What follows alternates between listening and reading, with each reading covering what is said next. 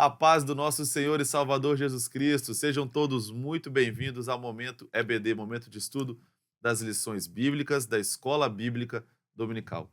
Eu sou o irmão Peter Zuc, vou acompanhá-los aqui nesse aprofundamento da gloriosa Palavra do Senhor. Estou aqui acompanhado do nosso professor e pastor Mário Souza. A paz do Senhor, pastor Mário. A paz do Senhor seja com todos.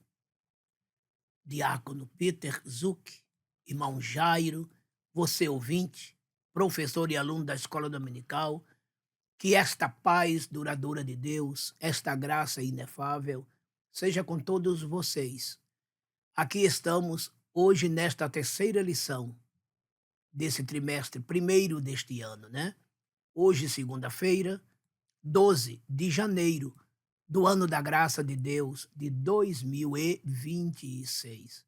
O ano está se iniciando, hoje estamos no seu 12º dia, né? E vamos pedir a Deus que nos dê graça, a sua bênção, para que consigamos atravessar este ano debaixo da sua divina e maravilhosa proteção. Hoje vamos estudar sobre Deus enviando o seu Filho a este mundo, né? Para exercer algo maravilhoso em prol de nossas vidas, principalmente das nossas almas. Certamente muita coisa teremos a estudar e também a aprender.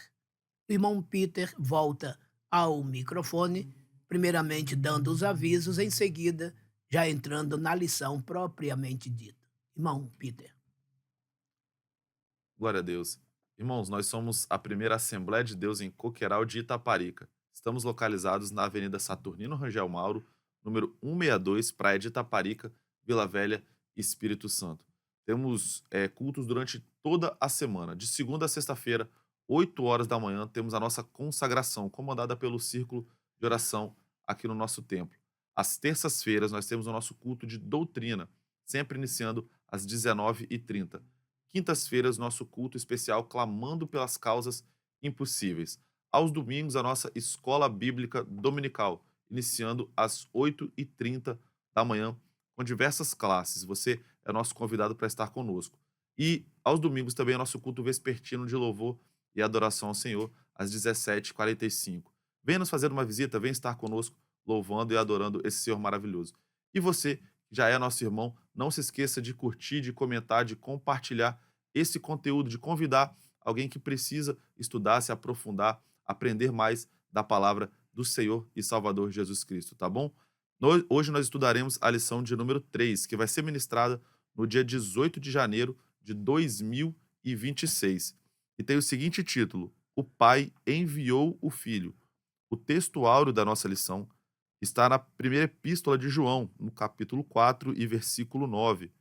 E assim diz o texto áureo: Nisto se manifestou o amor de Deus para conosco, que Deus enviou seu Filho unigênito ao mundo, para que por ele vivamos. Verdade prática. O envio do Filho revela o amor do Pai e a perfeita unidade da Trindade no plano da salvação, garantindo a redenção e a adoção dos crentes. A leitura bíblica em classe se encontra no Evangelho de João, capítulo 3, versículos 16 e 17, também na primeira carta de João, capítulo 4, versículos 9 e 10, e em Gálatas, capítulo 4, versículos de 4 a 6. E assim diz a palavra do Senhor, João 3,16. Porque Deus amou o mundo de tal maneira que deu o seu Filho unigênito, para que todo aquele que nele crê não pereça, mas tenha a vida eterna. Porque Deus enviou o seu Filho ao mundo, não para que condenasse o mundo, mas para que o mundo fosse salvo por ele. Glória a Deus. Primeira carta de João, capítulo 4, versículo 9.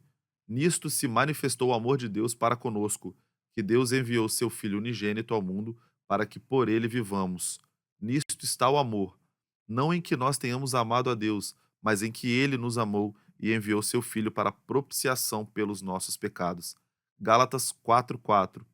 Mas, vindo a plenitude dos tempos, Deus enviou seu Filho, nascido de mulher, nascido sob a lei, para remir os que estavam debaixo da lei, a fim de recebermos a adoção de filhos.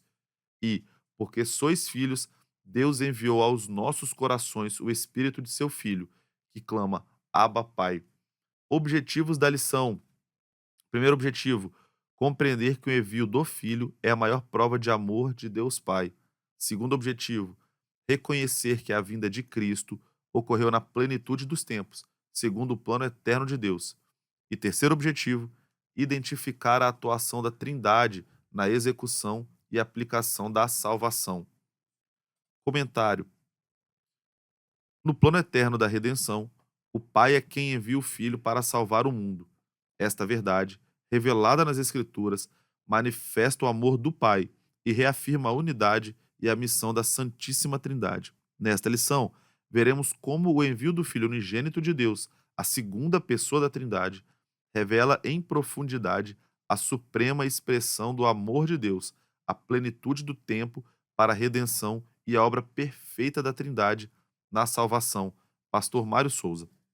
Aqui estamos diante de uma nova lição. Deus enviando o seu Filho ao mundo para salvar este mundo. Neste envio, Deus prova o imenso amor dele por todos nós. É o que disse Paulo escrevendo aos Romanos, capítulo 5, versículo 8. Deus prova o seu amor para conosco pelo fato de ter Cristo Jesus morrido por nós, sendo nós ainda pecadores. Então, no plano da redenção, Deus envia o seu Filho ao mundo para nos salvar. Em seguida, envia o Espírito Santo para convencer o homem do pecado, da justiça e do juízo, levando-o ao arrependimento e conversão, e assim reconciliando o homem com Deus. Veremos então a participação da Trindade na salvação humana. É por isso que a nossa salvação é grande. É por isso que a nossa salvação é perfeita. O escritor aos Hebreus, no capítulo 2, versículo 3, disse: como escaparemos nós se não atentarmos para uma tão grande salvação, a qual, começando a ser anunciada pelo Senhor, foi-no depois confirmada pelos que a ouviram.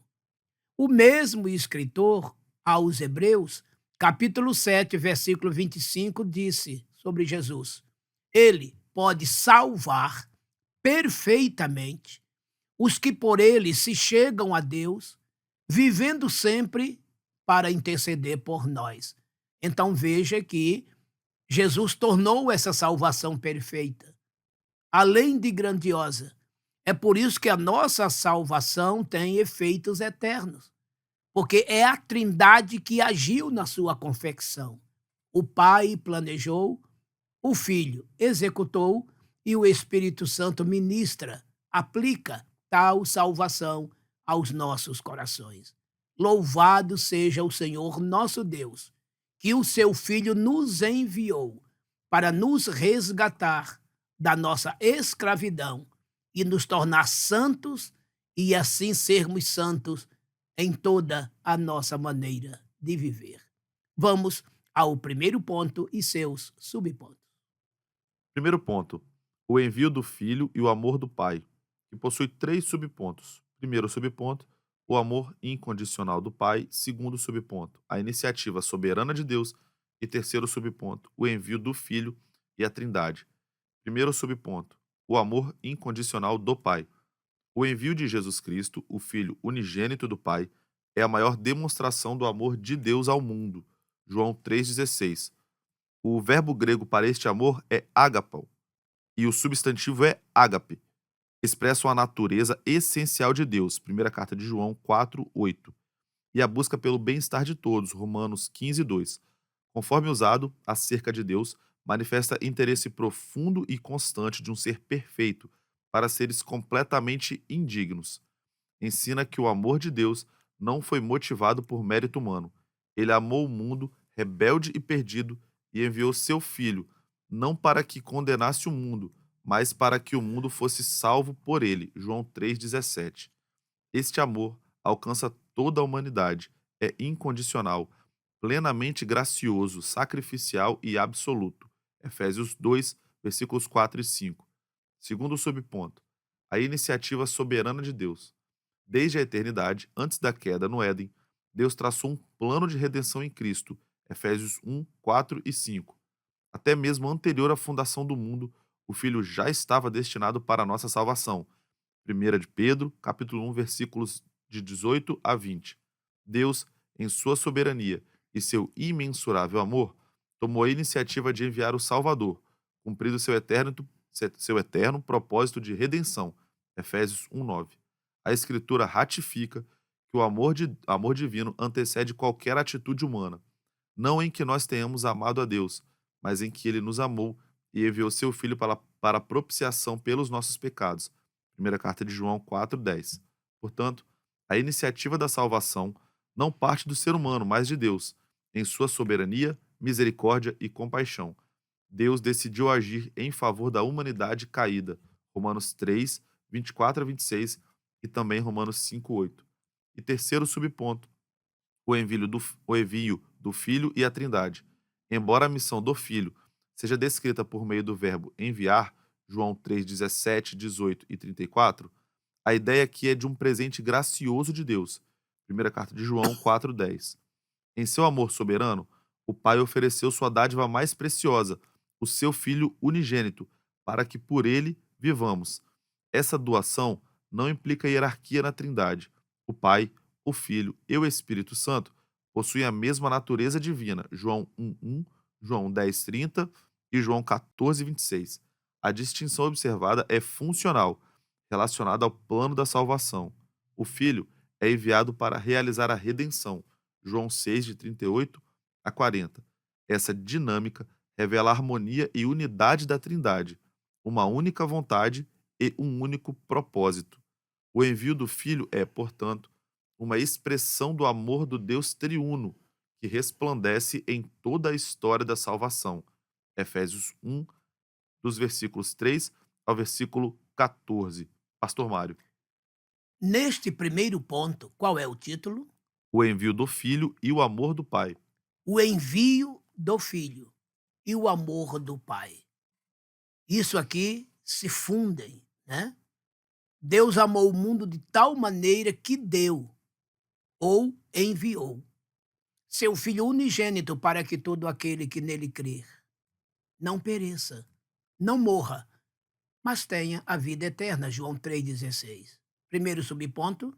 O amor incondicional do Pai. E neste versículo 16 do capítulo 3 do Evangelho de João, nos mostra o amor incondicional do Pai. O que quer dizer isto? Por que amor incondicional? É porque ele não impôs condições, pois ele sabia que nós, miseráveis, imortais pecadores, nada merecíamos.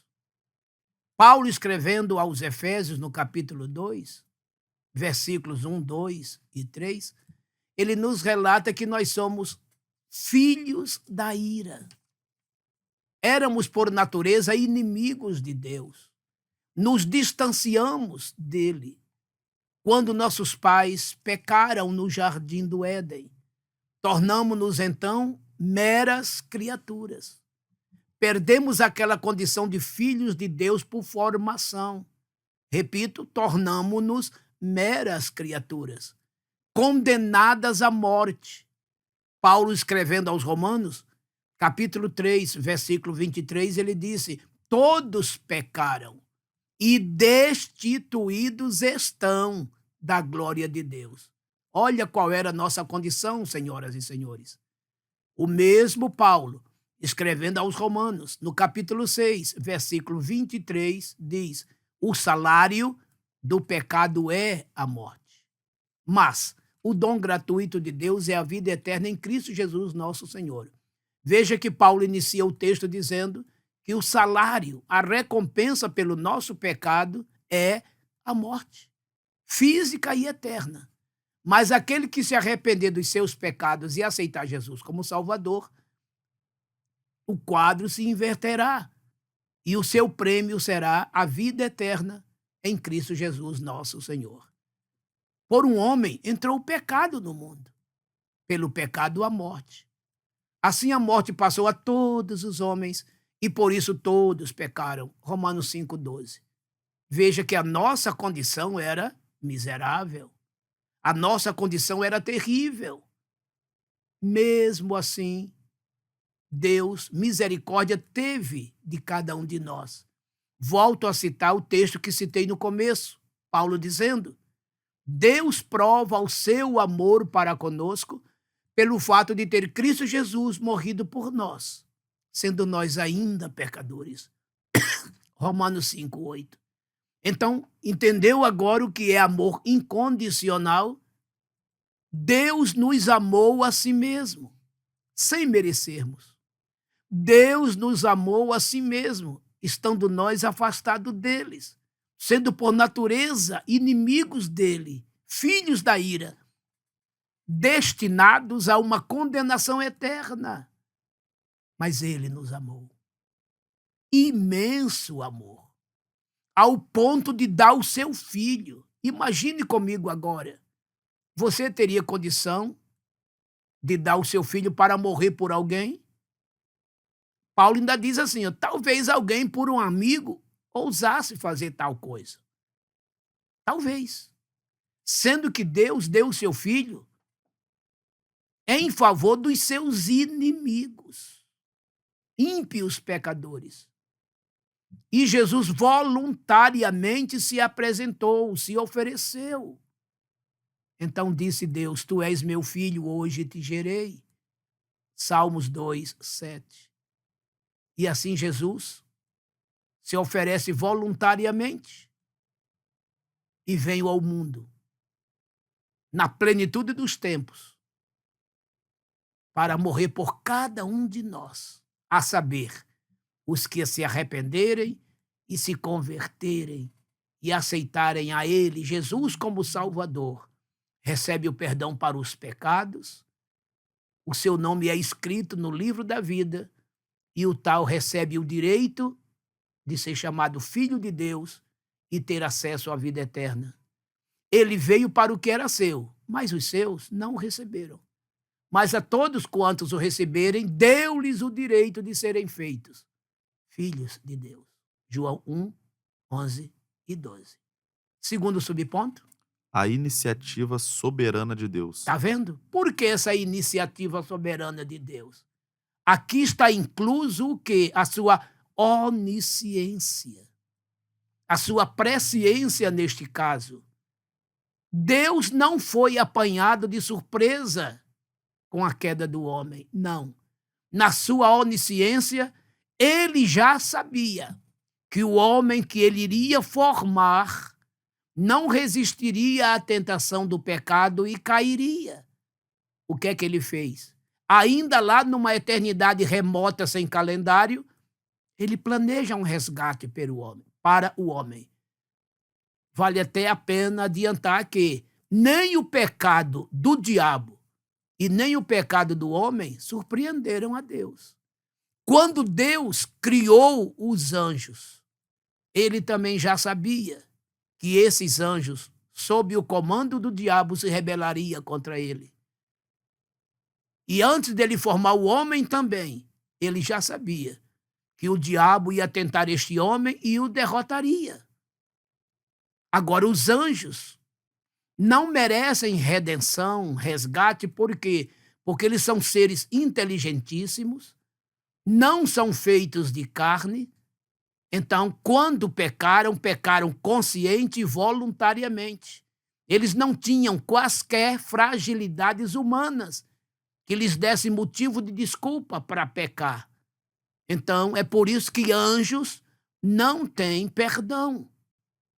O diabo e seus anjos que caíram jamais serão resgatados, porque são anjos, são seres que não são mortais, que não são carnais, que não são frágeis. O que fizeram, fizeram voluntária e conscientemente.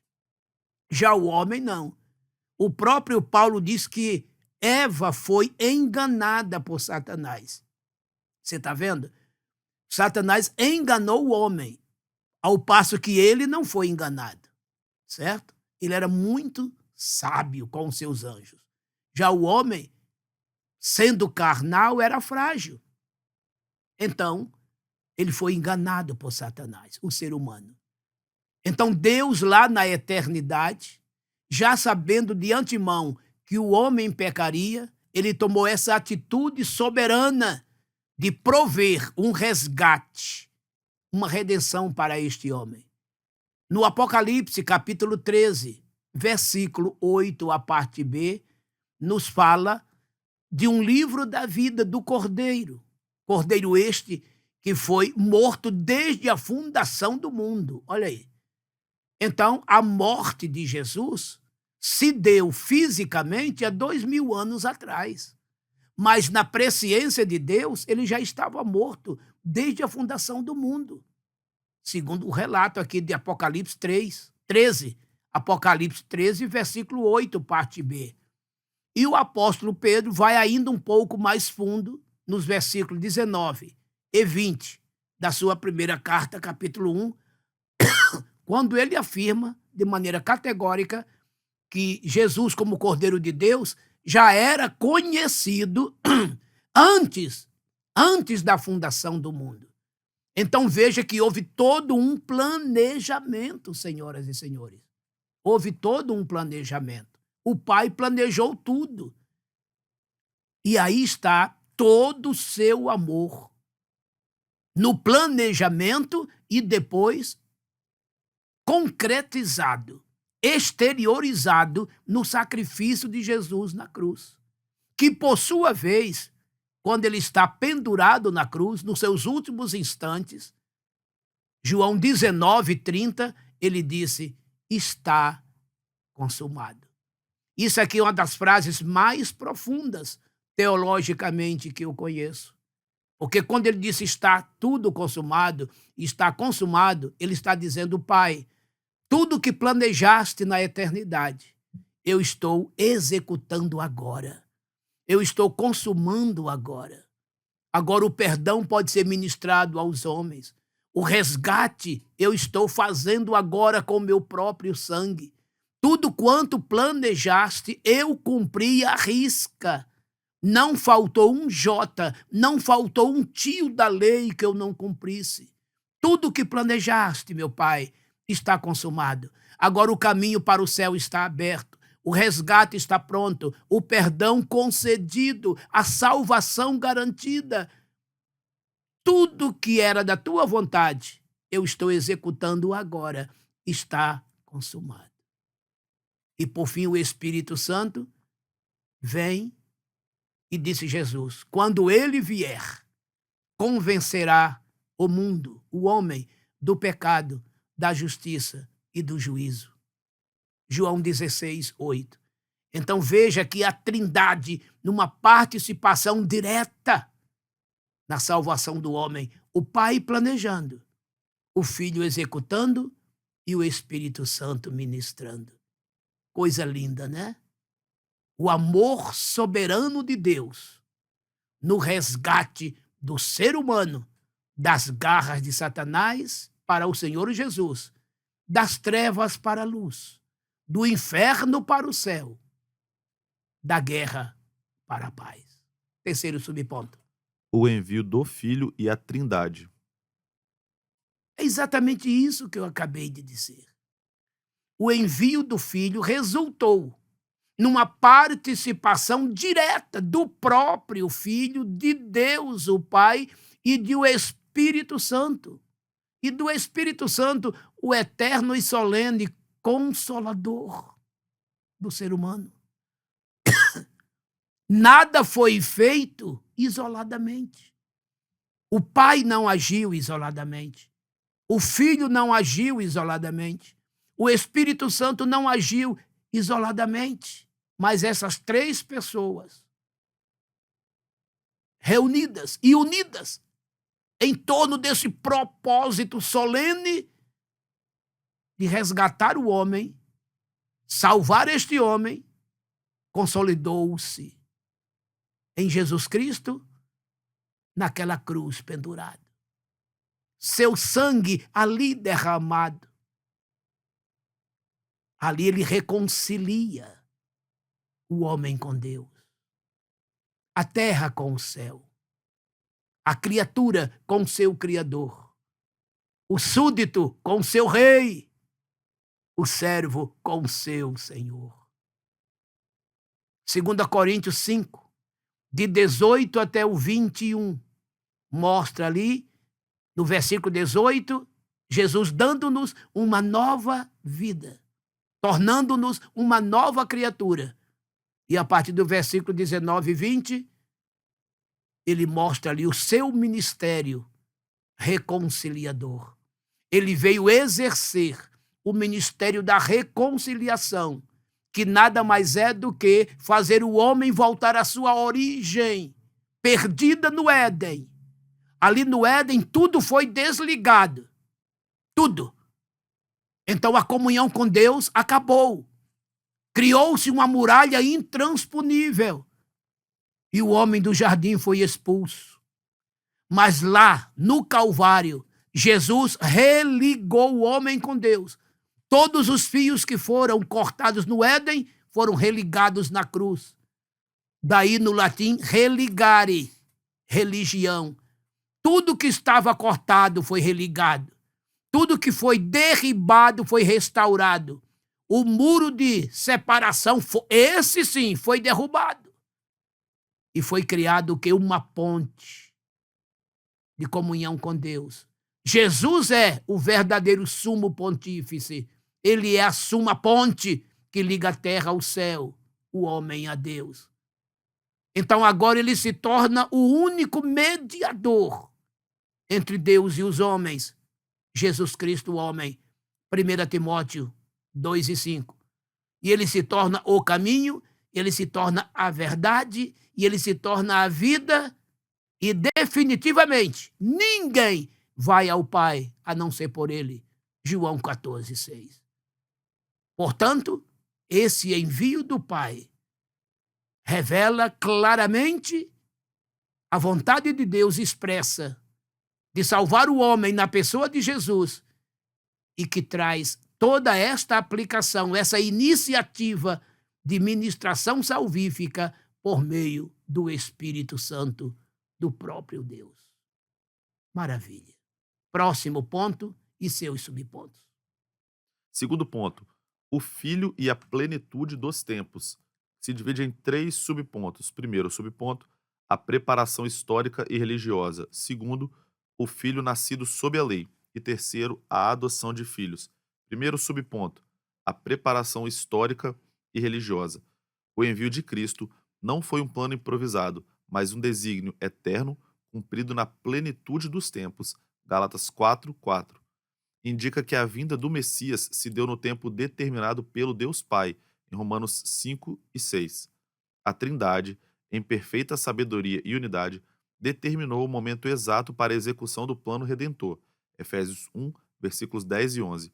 Historicamente, o domínio romano construiu estradas e rotas comerciais que contribuíram para a disseminação do evangelho.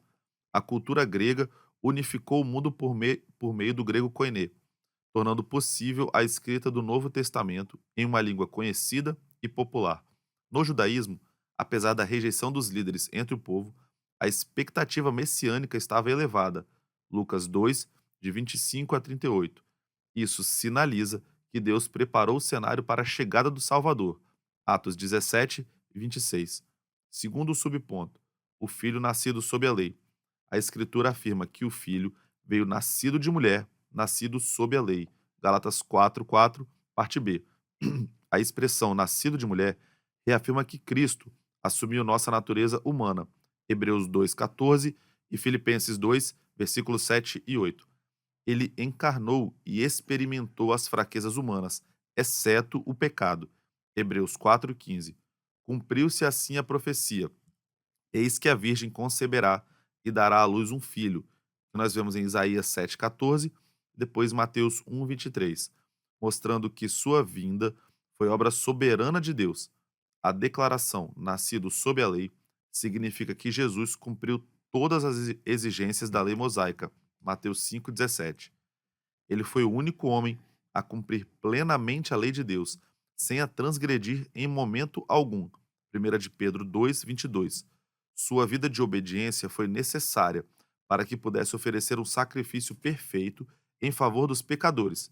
Hebreus 7, versículos 26 e 27. Terceiro subponto: a adoção de filhos. A obra do Filho não apenas trouxe perdão, mas também nos concedeu a posição de filhos adotivos. Gálatas 4:5. Cristo é o único Filho de Deus por natureza. João 1:18. E os crentes tornam-se filhos por adoção. João 1, versículos 12 e 13. A prática da adoção não fazia parte do sistema legal judaico, mas era comum e bem conhecida entre os gentios. Paulo enfatiza que foi do agrado de Deus inserir no plano da salvação que os salvos fossem adotados como filhos. Efésios capítulo 1, versículo 5. O espírito de adoção habilita os salvos a clamarem Abba Pai, como vemos em Gálatas 4:6. Esse termo aramaico Abba, papai, empregado na interação entre o filho e o pai, indica respeito e confiança. Marcos 14:36. Essa adoção e intimidade é aplicada pelo Espírito Santo, conforme vemos em Romanos 8:15 e 16, demonstrando novamente a atuação inseparável da Trindade na salvação. Pastor Mário Souza. Segundo ponto, qual é o título? O Filho e a plenitude dos tempos. O Filho e a plenitude dos tempos. O que isso significa? É que ele não veio antes e nem depois, mas no tempo certo. No tempo certo. Plenitude aqui está se falando de totalidade de tempo, né? Tempo cumprido, o tempo exato, não faltando mais nada e nem tampouco sobrando. Primeiro subponto, A preparação histórica e religiosa. preparação histórica, religiosa também. Os judeus foram despertados. Eles sabiam que algo estava para acontecer. Como eles hoje também voltam a serem despertados, esperando que alguma coisa está para acontecer. O Messias está chegando por aí, para a sua segunda vinda. E naquela época também eles ficaram ansiosos, embora não entendendo. Não entendendo. Roma, com seu império mundial, preparou belas e lindas estradas de Roma a Jerusalém, de Roma em direção à própria Ásia e África. E com isso o evangelho foi ajudado em sua propagação. A cultura grega também muito contribuiu para isto, já a partir de Alexandre o Grande, quando no ano 335 a.C., a Grécia, ela derrota o Império Persa e assume o governo do mundo. E então toda a cultura helênica ela é distribuída para o mundo. Alexandre o Grande, ele não conquistava somente a ferros, a espadas, mas também fazia com que toda a sua cultura grega fosse transmitida ao mundo, de sorte que o grego tornou-se uma espécie quase que de língua universal, comercial, assim como é o inglês hoje. E, principalmente, eles popularizaram o grego, o qual se chamou de koiné, onde todos poderiam, de maneira bem popular, falar esta língua. E foi assim que todo o Novo Testamento foi escrito, o que facilitou a sua compreensão. Os escritos de Mateus, de Marcos, Lucas, João, o próprio apóstolo Paulo, né? Pedro, Tiago, João e etc. Né? Então, todo o Novo Testamento foi fartamente divulgado. O evangelho foi proclamado. Veja que houve todo um preparo para a chegada do Messias. E no segundo subponto, o que é que diz? O Filho nascido sob a lei. Nascido sob a lei. O que isso significa? Que ele veio obedecer toda a lei. Ele não deixou de cumprir um sequer jota, um sequer tio. Ninguém conseguiu esse feito, somente ele. porque exatamente ele nasceu sem pecado. A natureza pecaminosa não estava sobre ele. Ele era puro, de Deus, o Cordeiro inocente, que veio para resgatar o mundo com seu próprio sangue. Então, nascido sobre a lei, sob a lei significa que ele obedeceu toda a lei, do começo até o fim. E por que nascido de mulher? É só lembrar de Gênesis 3,15. Quando o homem pecou, Deus disse àquela serpente que a semente da mulher lhe esmagaria a cabeça e ela, a serpente, lhe feriria o calcanhar. Então, da semente da mulher se levantaria um que na cruz esmagaria a cabeça da serpente. Então, nascido de mulher significa a semente da mulher. E neste caso, cumpre-se o que disse o profeta Isaías: uma virgem conceberá e dará à luz a um filho, e o seu nome será Emanuel, que quer dizer Deus conosco. Até então, Deus era sobre o povo, mas agora Deus estaria no meio do povo, entre nós. Está vendo? Emanuel quer dizer Deus conosco, Deus entre nós, Deus homem como cada um de nós. Aí vem João capítulo 1, no versículo 1, falando desse verbo, desta palavra que é Jesus, ele disse: no princípio era o verbo, a palavra. O verbo estava com Deus e o verbo era Deus. O que prova que Jesus estava com Deus. Mas esse Jesus que estava com Deus, ele era Deus. A mesma essência do Pai. E olha o que diz o versículo 14 desse capítulo 1 de João. E esse verbo, o verbo, se fez carne e habitou entre nós. E vimos a sua glória, como a glória do unigênito do Pai, cheio de graça e de verdade. Então, na hora que disse João, o verbo se fez carne e habitou entre nós, é o nascido de mulher, que Paulo fala aqui em Gálatas 4:4. Então, ele se torna homem, e como homem, nasce de mulher, toma forma corpórea, e, sendo homem, ele cumpre toda a lei. Ele vivia sob a égide da lei, essa é que é a verdade. Então, ele teve toda a autoridade e credencial para morrer por todos, porque ele cumpriu toda a lei. E ele foi o verdadeiro cordeiro, como disse João Batista: eis aí o Cordeiro de Deus que tira o pecado do mundo. Evangelho de João 1:29. Enquanto os outros cordeiros imolados no Antigo Testamento, os seus sangues só serviam para cobrir o pecado, o sangue de Jesus Cristo veio para tirar o pecado. No Antigo Testamento, o sangue dos cordeiros eram derramados anualmente. Os sacrifícios eram repetidos. Já o sacrifício de Jesus foi único. Ele morreu uma só vez, por todas e para sempre. Como dizia o famoso pastor Billy Graham, a cruz é o instrumento de martírio que condena todos os demais instrumentos. Ou seja, a partir da cruz, já não era mais necessário nenhum outro instrumento de martírio. Alguém se martirizar para alcançar a salvação. Não. Jesus foi o mártir de todo o cristianismo. Ele se martirizou para eliminar todos os martírios. Ele se doou, deu a sua vida para que ninguém mais morresse. O castigo que nos traz a paz, ele levou sobre si. Pelas suas pisaduras, fomos sarados. Ele morreu para que tivéssemos vida. Se tornou maldição para que fôssemos abençoados. Tudo ele fez para nos resgatar e nos reconciliar com Deus. Terceiro subponto. A adoção de filhos. E agora, por meio deste sacrifício, alcançamos o privilégio de sermos adotados filhos de Deus. Lembrem-se que no começo, a Bíblia diz: façamos o homem.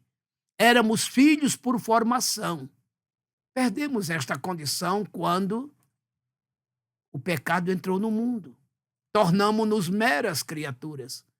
Mas agora, por meio do sacrifício vicário de Jesus, isto é, a sua morte em nosso lugar, o Espírito Santo nos registrou no cartório divino, registrou-nos no cartório divino, fazendo-nos filhos de Deus, por adoção. Disse Paulo aos Romanos 8, 15 e 16, né? Todo aquele que é guiado pelo Espírito de Deus, este é filho de Deus. E agora, ele testifica no nosso espírito que somos filhos de Deus.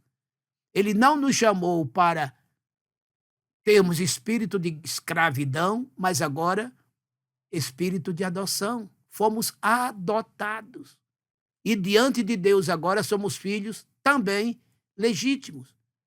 E aqui o mesmo Paulo que escreveu os Romanos, agora volta a registrar isso aos Gálatas 4, 5 e 6. Está vendo? E o próprio João disse, né?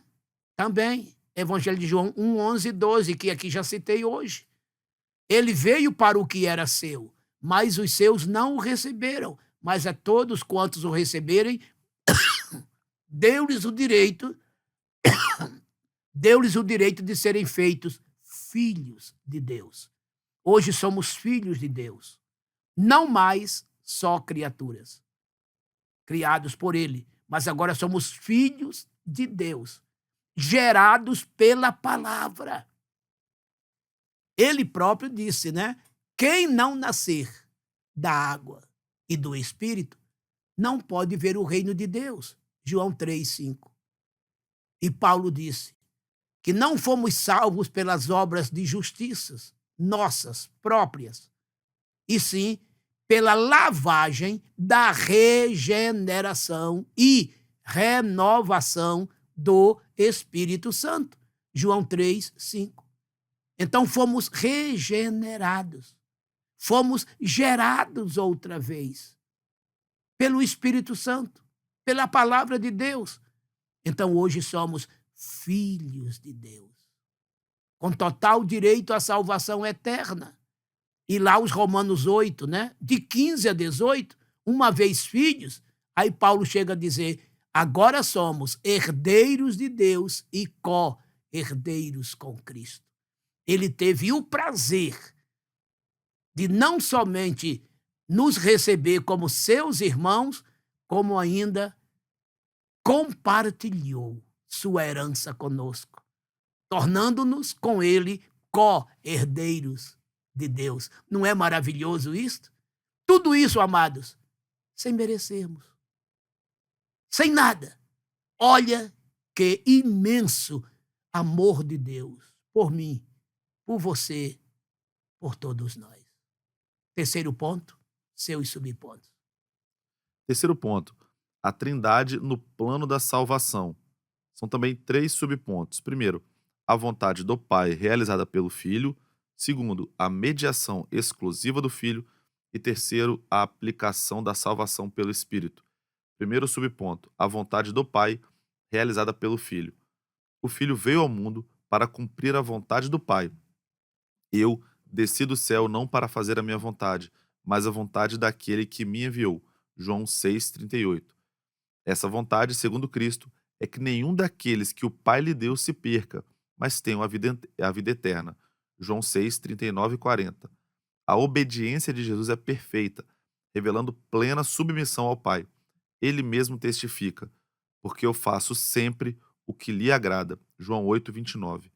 Essa obediência alcançou o clímax na entrega voluntária de sua vida por amor, sendo obediente até a morte e morte de cruz.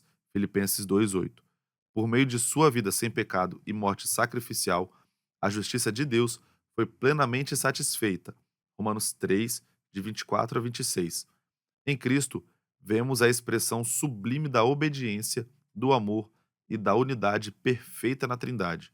Segundo subponto, a mediação exclusiva do Filho. O Filho é o único caminho de acesso ao Pai. Eu sou o caminho, a verdade e a vida. Ninguém vem ao Pai senão por mim. João 14,6. Esse acesso é exclusivo porque ele é a revelação plena do Pai. João 1,18. E também o único que pode satisfazer a justiça divina mediante o seu sacrifício no Calvário. Hebreus 9,15. A exclusividade da mediação de Cristo está enraizada na estrutura trinitária. O Pai enviou o Filho, João 3,16, e o Espírito Santo testifica do Filho, João 15,26. Assim, o caminho para o Pai passa necessariamente pela aceitação do Filho, conforme ensina as Escrituras, porque há um só Deus e um só mediador entre Deus e os homens, Jesus Cristo, homem. 1 Timóteo 2,5.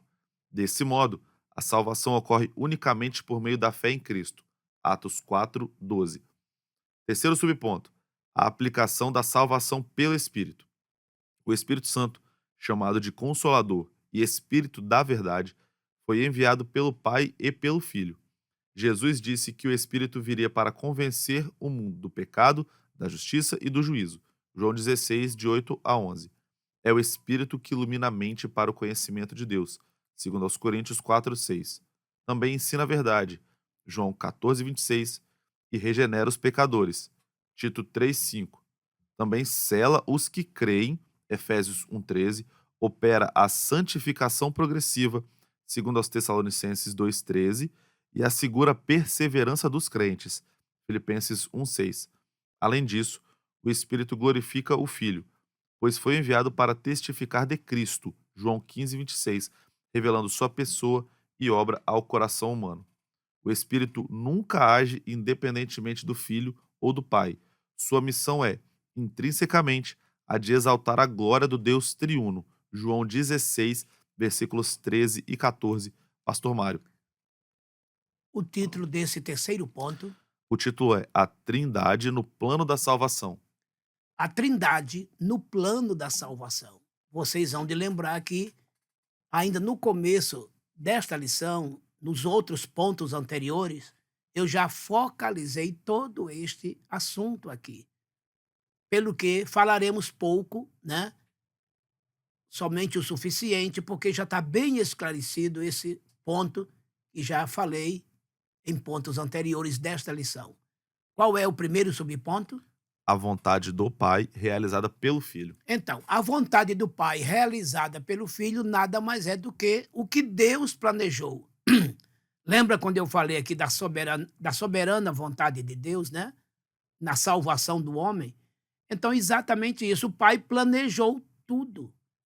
E nesse planejar, ele executou a sua vontade por meio do seu Filho, ao enviá-lo ao mundo.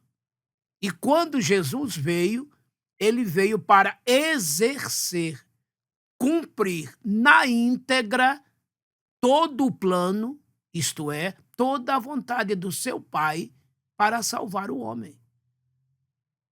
Em Lucas capítulo 22, versículo 32, quando ele estava naquela intensa agonia no jardim do Éden, ele disse assim: Pai, se possível, passes de mim este cálice.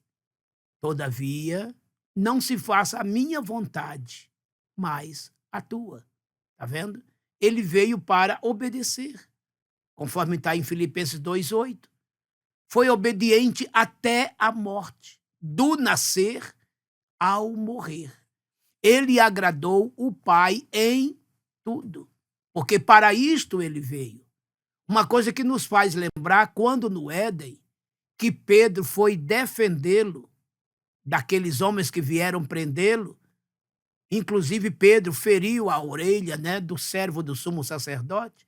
Jesus disse: Pedro, mete a tua espada na bainha, porque se eu quisesse, eu rogaria ao Pai e ele me mandaria 12 legiões de anjos. Mas para isto eu vim. Então ele estava consciente do que iria passar, do que iria sofrer, do que iria morrer, única e exclusivamente para salvar os pecadores. Ele veio para isto. Ele era um Cordeiro de Deus consciente do que ele faria para resgatar o homem das garras de Satanás e trazê-los, todos os homens, no caso, das trevas, para a maravilhosa luz. Então, ele exerceu toda a vontade de Deus. É aquilo que eu já disse, inclusive, né? Em João 19:30, está consumado. Tudo ele fez, tudo ele concluiu. Tudo que o Pai planejou, ele cumpriu. Consumou, por fim, na cruz. A cruz foi o final de toda a história, o ponto final desse planejamento, esse planejamento que aconteceu lá na eternidade e que se consumou ali no alto daquela cruz. Segundo subponto. A mediação exclusiva do Filho. E com tudo isto, ele se tornou o único e exclusivo mediador. Não adianta arrumar mediadores, medianeiras. Não, não existe isso. Só há um mediador. O próprio Jesus disse, né? Ninguém. Se ele disse ninguém, é porque é ninguém. Ninguém vem ao Pai senão por mim. Porque ele é o caminho.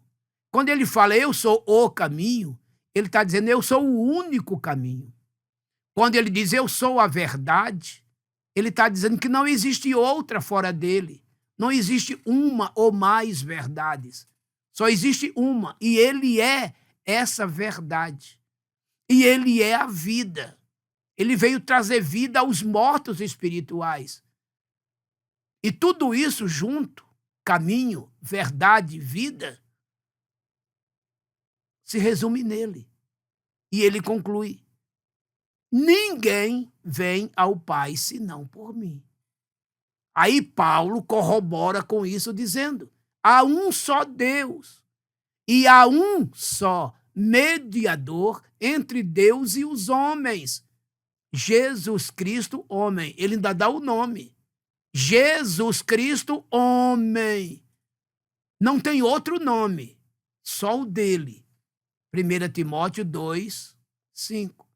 E Pedro conclui isto, dizendo aos próprios membros do Sinédrio. Atos 4:12. Ele disse assim, Pedro, de maneira muito categórica, com muita autoridade: em nenhum outro há salvação, porque debaixo do céu não existe outro nome dado entre os homens pelo qual devamos ser salvos. Atos 4:12. Está ou não está claro, irmãos? Então Jesus é o único e o exclusivo mediador entre céu e terra, entre Deus e os homens. Não adianta, não tem salvação por outro canto, por outra porta, por outro caminho. Jesus é o caminho, Jesus é a porta, Jesus é a verdade, Jesus é a vida, Jesus é o único e exclusivo mediador. Ponto final. Terceiro subponto. A aplicação da salvação pelo Espírito. Muito bem. Uma vez o Pai planejando e executando a sua vontade no Filho, o qual executou no próprio corpo a vontade do seu Pai, derramando seu sangue para resgatar o homem. Agora vem o Espírito Santo e ministra, que é o mesmo que aplica essa salvação no homem. O trabalho do Espírito Santo, no primeiro ponto, é convencer o homem deste pecado, da justiça, do juízo, para que o homem se arrependa, se converta ao Senhor. Uma vez o homem agora convertido, aceitando Jesus, o Espírito Santo agora começa a exercer sobre este homem fundamentos da salvação, planta no seu espírito o seu fruto, enchendo este homem de amor, de gozo, de paz, de longanimidade, de benignidade, de bondade, de fé, de mansidão, temperança também. Gálatas 5:22. O Espírito Santo santifica este homem, o justifica, não é? Quitando seus pecados, quitando suas dívidas. Romanos 5:1. Sendo, pois, justificados pela fé, temos paz com Deus por Jesus Cristo. Ele regenera este homem pela lavagem da regeneração e da própria renovação dele, o Espírito Santo. Tito 3:5. E Jesus disse que tem que nascer da água e do Espírito para entrar no céu. João 3:5 também. Então veja que há todo um processo de regeneração, né? Justificação, regeneração e santificação. 1 Pedro 1:15-16. O homem é santificado, ou seja, separado do pecado, do mundo, do mal, para servir a Deus. Aí tem, pelo Espírito Santo, todo o homem recebe, então, pelo Espírito Santo, uma santificação para seu espírito, para sua alma e para seu corpo. 1 Tessalonicenses 5:23, preparando este homem para a redenção. E essa santificação, ela é instantânea, ela é progressiva e ela é redentora. Instantânea porque o homem se torna santo no ato do aceitar Jesus. 2, progressiva, ele vai sendo santo a cada dia. Cada dia ele se santifica mais, é um ato progressivo. 3, até chegar o momento da redenção, ou seja, do arrebatamento, quando esse corpo, que é mesmo sendo santificado o máximo que puder, ele está sempre debaixo de uma natureza pecaminosa. Lembra do que Paulo disse? O bem que eu quero fazer não consigo, o mal que eu não quero, esse faço. É bom ler Romanos 7, de 15 até o 23, onde Paulo escreve toda uma luta que tem a carne contra o espírito contra a carne, né? Ele chega até a dizer: quão miserável homem que sou, quem me livrará do corpo dessa morte? Mas, por fim, em Romanos 8, 23, ele disse que nós hoje gememos, né, pelos sofrimentos, mas aguardamos com esperança a redenção de nosso corpo. Esse corpo que hoje é mortal vai se revestir da imortalidade. Esse corpo que é corruptível vai se revestir da incorruptibilidade. E quando isto que é mortal se revestir da imortalidade, quando isso que é corruptível se revestir da incorruptibilidade, se cumprirá a palavra que diz: tragada foi a morte pela vitória. 1 Coríntios 15, leia do 51 até o 53. Está vendo? Então, sim, nossos corpos serão glorificados, definitivamente resgatados, não ficando nenhuma sombra qualquer, nenhum resquício qualquer de pecaminosidade em nossa natureza. Olha aí, é a plenitude da nossa santificação, separação total para Deus quando a trombeta tocar. E aí sim, no céu, nunca mais haverá pecados, nunca mais lágrimas, nunca mais pranto, choro, dores, mortes, separações. Apocalipse 21, de 1 até o 6. Gente, isto é maravilhoso demais. Isto é pleno demais. Eis aí o trabalho do Espírito Santo até o dia do arrebatamento. Está vendo? Tudo isso se chama ministração da salvação na vida desse pecador que aceitou Jesus como Salvador. Então é por isso que essa salvação é grandiosa, Hebreus 2, 3. É por isso que essa salvação é perfeita, Hebreus 7, 25. Porque o Pai planejou e fez cumprir a sua vontade. O Filho executou, consumando, executando todo o planejamento do Pai na cruz. E o Espírito Santo, a partir daí, assumiu o comando para salvar este homem, justificar esse homem, regenerar esse homem, santificar este homem, instantaneamente, progressivamente e redentoramente, no toque da trombeta, a redenção final. E Paulo disse: não entristeçais o Espírito Santo, no qual estáis selados para o dia da redenção. Efésios 4, 30. E Jesus disse: Quando estas coisas começarem a acontecer, olhai para cima, levantai a vossa cabeça, porque a vossa redenção está próxima. Lucas 21, 28. E com esperança aguardamos a redenção do nosso corpo. Romanos 8, 23. Então esse corpo corruptível se revestirá da incorruptibilidade. Esse corpo mortal se revestirá da imortalidade. Nunca mais morreremos, nunca mais seremos sujeitos a pecar. Estaremos redimidos para toda a eternidade. Tudo isso porque o Pai planejou, o Filho executou, o Espírito Santo ministrou e ministra e ministrará até o arrebatamento. A Trindade em ação na salvação humana, por isso ela é grandiosa, poderosa e perfeita. Glórias a Deus. Vamos à conclusão da lição. Conclusão da maravilhosa lição número 3. O envio do Filho pelo Pai revela o amor eterno e soberano de Deus e destaca a perfeita unidade da Trindade na obra da salvação. Deus não apenas amou o mundo, mas agiu em favor dele, enviando seu Filho no tempo certo para redimir os pecadores. O Filho, em obediência plena, realizou a redenção, e o Espírito Santo, em sua atuação eficaz, aplica a salvação ao coração dos crentes.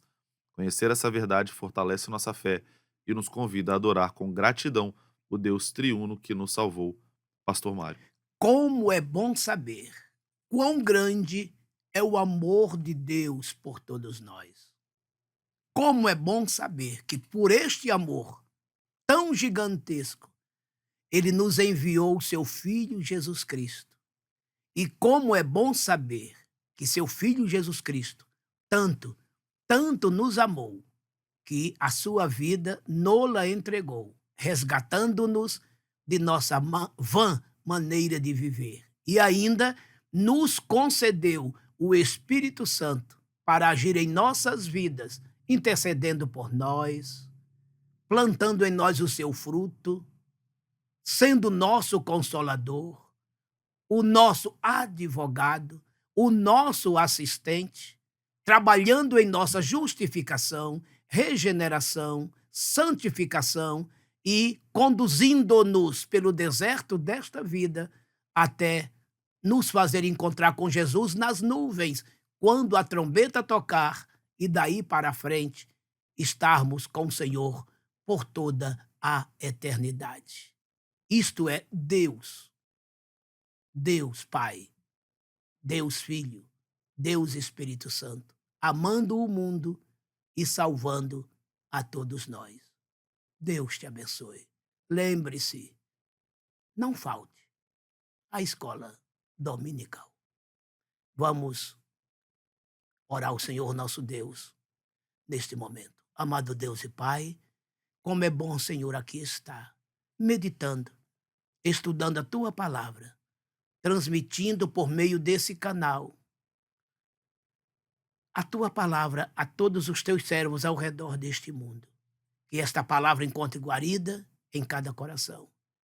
Que o nosso querido professor, nosso querido aluno, domingo, em suas respectivas classes, possam ensinar e estudar esta santa e bendita palavra.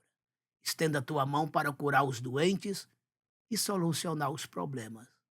Estas coisas eu te imploro, em nome do teu Filho Jesus Cristo, meu Senhor e Salvador. Amém. Amém. O amor eterno de Deus nosso Pai, a graça inefável de Jesus Cristo, o seu Filho, e a doce consolação do Paracleto Espírito Santo venham repousar sobre toda esta linda igreja que é a noiva do Cordeiro, que ansiosamente aguarda a volta do mesmo a qualquer momento para com ele viver eternamente. Amém. Amém.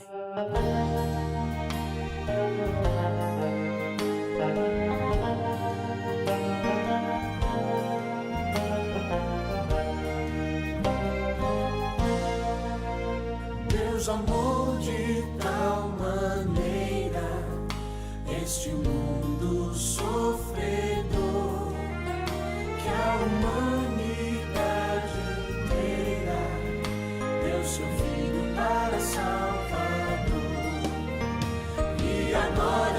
nunca mais perece. O que crê, mais vida eterna tem. Quem em Cristo permanece vai sem coroa da lei. O pecado na cruz foi vencido. Podes pela fé vencer também. De justiça ser vestido e receberás coroa.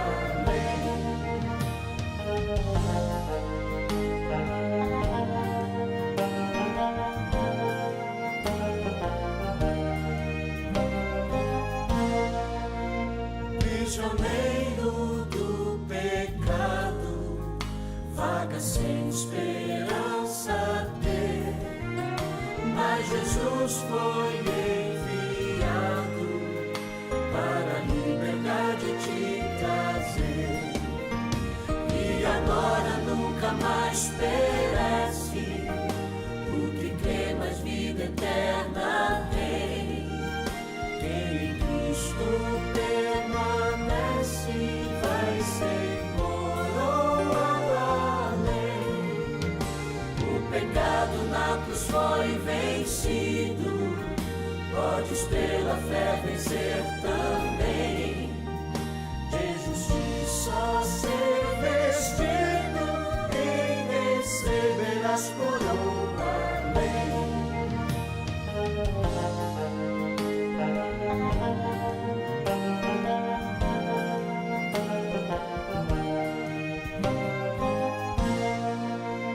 Tu que vives desviado, sem a paz de Deus gozar, ouve a voz do Pai amado, que te espera para te abraçar. E agora nunca mais perece. O que crê, mais vida eterna tem. Quem em Cristo permanece vai sem coroa da lei. O pecado na cruz foi vencido. Podes pela fé vencer também. De justiça ser vestido e receberás coroa.